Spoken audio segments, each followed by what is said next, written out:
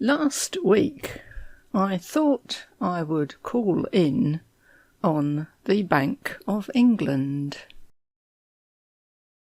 Not to deposit my stash of treasure, take out piles of cash, or talk with the manager, but to see their museum.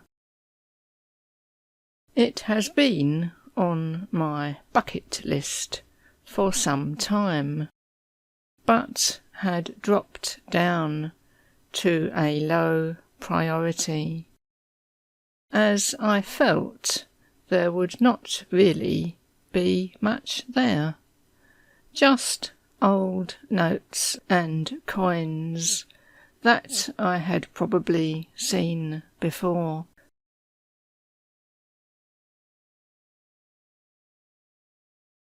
Then I looked more closely at the website, where they promised that I would be able to actually hold a real gold bar. That was too enticing a prospect to delay any further, and so the visit was instantly moved to the top of the list.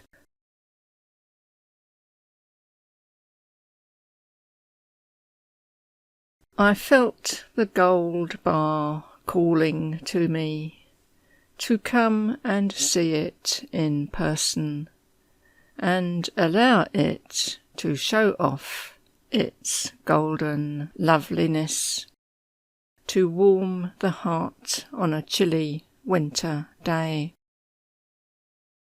Museums and galleries are kept for the colder months, as we don't like to be inside when the weather is pleasant and warm.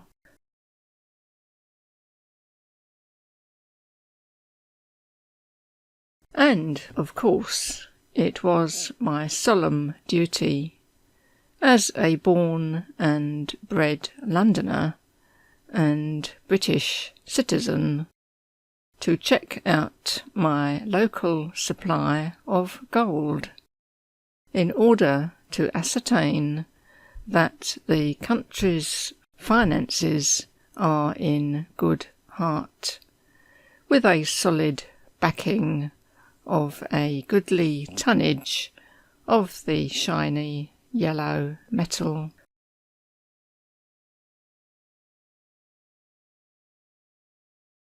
We exited at Bank Tube Station, suitably named, of course, which has a golden handrail at the top of its stairs, a sign of things to come.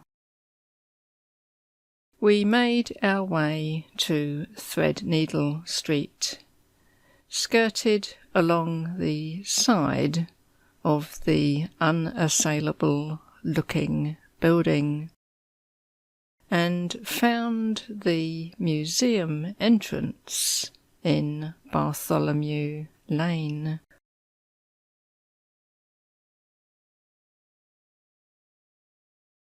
Much to my surprise, the museum was far more interesting than it at first sounded from the brief website description. The whole history of the birth of the banking system was there, not only in the descriptive captions, but in the actual handwritten documents themselves, such as the promissory notes that were issued to the owners, who had deposited their gold for safekeeping.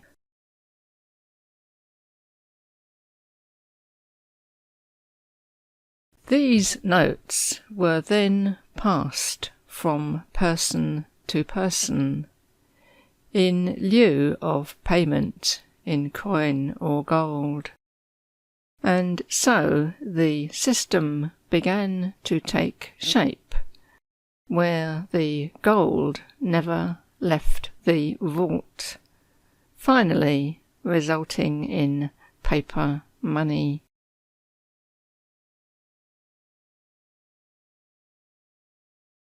Having inspected the various cabinets with coins, gold coins, raw gold nuggets, and small gold bars, we eventually came to the famed perspex box with the big gold bar inside, and a large hole in the front through which to pass one's hand.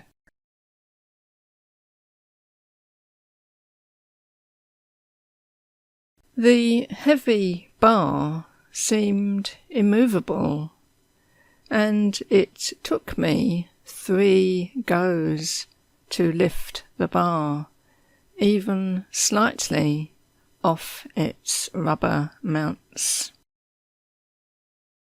This may have been because it was so awkward trying to raise it with just my palm underneath, rather than gripping from above, which would be more natural and easier.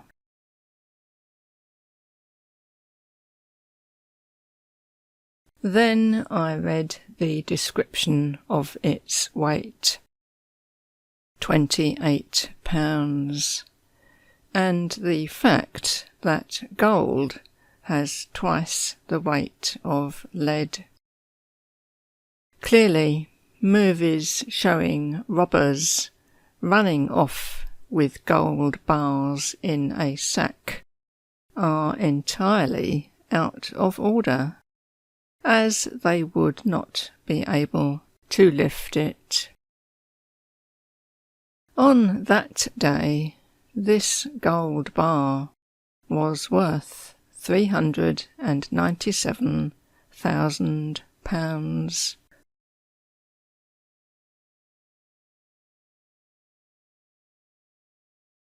Then it was time to take a selfie, apparently in front of racks of thousands of gold bars in the vault.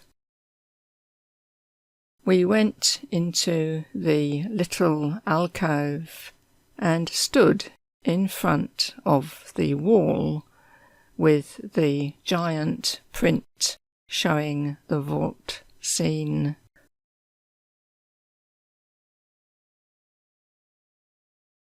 Instead of my usual slight frown when out in the daylight, squinting at the lens, in this one I had a smug and satisfied smirk, as I stood, so it seemed, before 200 billion pounds worth of ingots.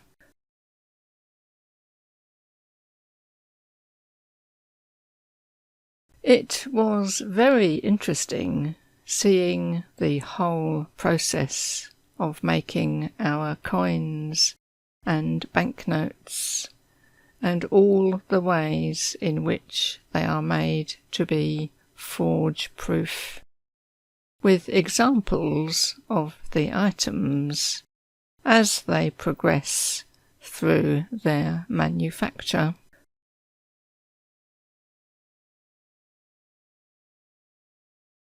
I especially liked the engraving machine that drew out the converging wavy lines on the banknotes, a big version of the toy spirograph that we had as children. I think the most thought-provoking item was seeing the sheet of metal with circular blanks cut out of it that would become pound coins.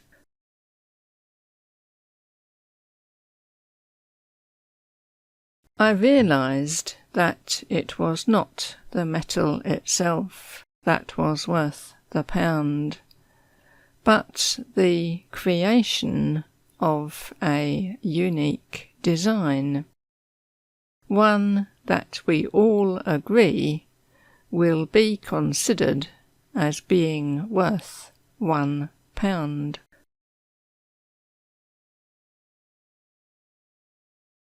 So it is really all down to agreement between ourselves, and the system will only work if we all play the same game, as it were.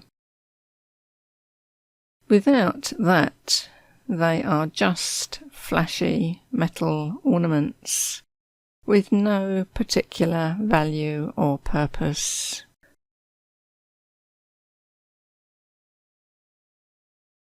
Last of all was the perusal of the shop items, including gold bar chocolates and gold bar keyrings. I found it easy to resist them, as it was not my intention to come out of the bank less wealthy than when I went in.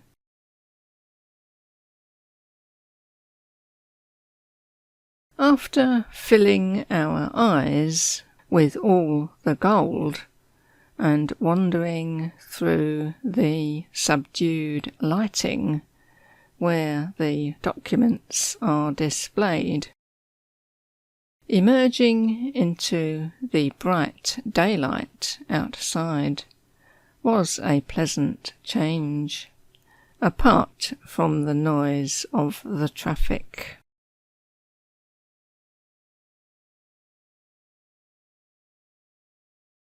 We went off to one of our favourite places by the river to consider our real treasures of the day.